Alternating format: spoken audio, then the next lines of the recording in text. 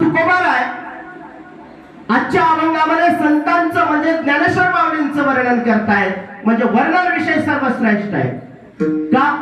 कारण ज्या ज्ञानेश्वर माऊलींनी आपलं सबंध आयुष्य समाजासाठी खर्च केलं, समाजामध्ये जे खळांची व्यंकटी सांडो तया सत्कर्मरती वाढो भूता परस्परे पडो मैत्र जीवांचे, यासाठी ज्यांनी कार्य केलं, ज्यांनी स्वतः त्रास म्हणजे चंदनासारखे झिजले त्रास सहन करून घेतला आणि समाजाला ज्ञानामृत पाजवलं, असे ज्ञानेश्वर माऊली यांना डोळ्यासमोर ठेवून जगद्गुरु तुकोबाराय वर्णन करतात. जगद्गुरु तुकोबारायांनी संतांना मायबापाची उपमा दिलेली आहे की तुम्ही संत कसे आहात? माझ्या मायबापासारखे आहेत. मायबापासारखे नव्हे, उपमा अलंकार नाही, माफ करा, रूपक अलंकार वापरलाय. म्हणजे तुम्ही मायबापासारखे नाही तर तुम्ही मायबापच आहात. याच्यामध्ये थोडा फरक आहे बरं का. मायबापासारखं असणं म्हणजे माईसारखी बापासारखी माया लावणं, पण मायबापाची जी काही बरोबरी आहे ती होऊ न शकत, त्याला म्हणायचं सारखं.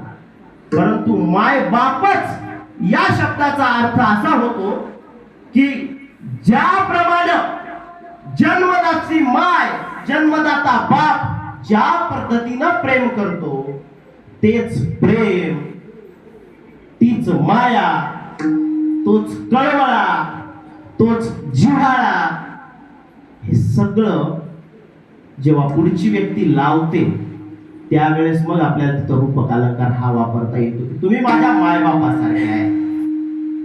म्हणून आज तुकोबारायांनी संतांना मायबाप म्हटलेलं आहे. का मायबाप म्हटलेलं असेल? कारण या जगामध्ये प्रेम जर कोणी करत असेल तर ते सगळ्यात जास्त प्रेम करतात मायबाप.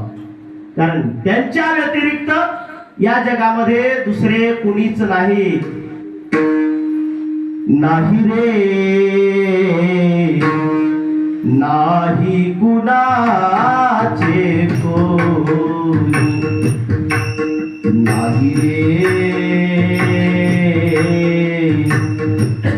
नाही कुणाचे कोणी, बहीण कुणाची भाव कुणाचा कोण कुणाचे सगळे सोयरे,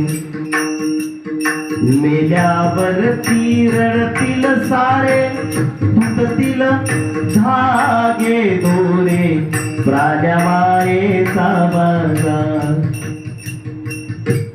हा सगळा मायेचा बाजार. कोणता? भाऊ बहीण.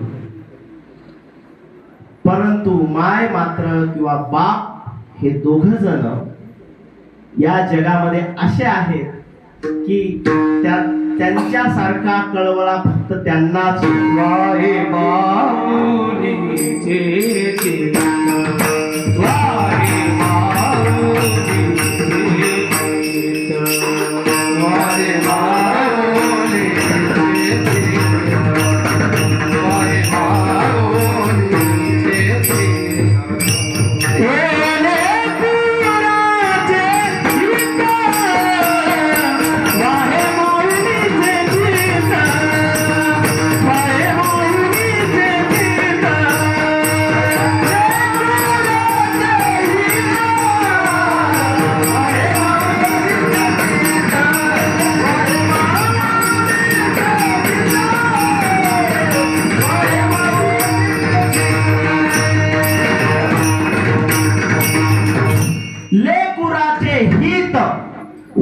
किंवा जाणे माऊलींचे चित्त. जशी माय त्या लेकरावर प्रेम करते तसे संत आहेत. कसं प्रेम करते माय?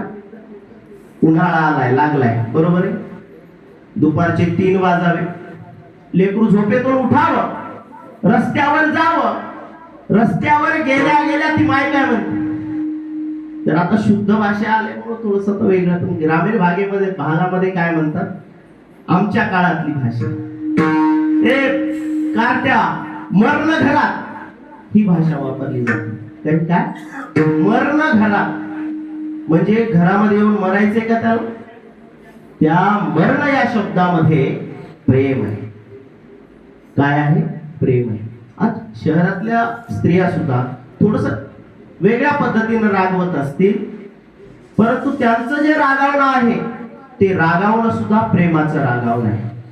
कारण स्वरूप जरी बदललं असलं माईचं, सुशिक्षित अशिक्षित, परंतु महाराज प्रेम मात्र बदललेलं नाही. बरं किती माय अज्ञानी असू द्या, त्या माईची PhD झालेली असते. माझी आई अडाणी आहे, परंतु आजही माझं जिथं जिथं चुकतंय तिथं माझी आई माझा कान धरते.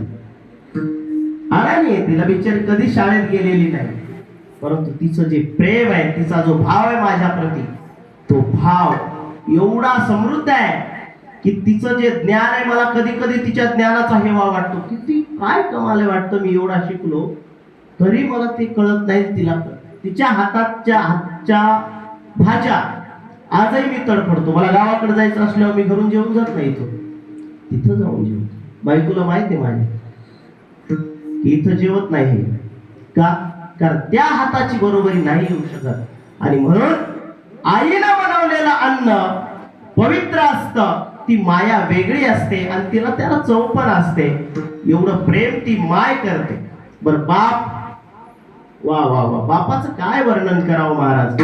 बाप करी जोडी लेकुराचे ओढी, आपुली कुरवंडी वाळवणी, एकाएकी केला मिराशीचा धनी, करी वागवणी भार खाली. म्हणजे स्वतः अर्धवेळ उपाशी राहतो, लेकरांना शिकवतो, त्याचं नाव आहे बाप. बघा तुम्ही या जगामधला असे नगण्य किंवा अगदी खूप म्हणजे 0.01% असा बाप असेल की जे आपल्या लेकराचं हित पाहत नसेल. अहो बाप जो हित पाहतो त्याचं नाव आहे बाप. माझ्यापेक्षा माझं लेकरू हे सर्वश्रेष्ठ झालं पाहिजे. मला किती गावं ओळखतात? 10. माझ्या लेकराला 100 गावांनी ओळखलं पाहिजे. मी किती पगार कमवतो? ₹1,00,000. माझ्या लेकरानं 2 लाख कमवली पाहिजे. हा भाव त्या बापाच्या मनामध्ये असतो. एवढं प्रेम या बापा आणि आई व्यतिरिक्त कुणीच करू शकत नाही. बेटाला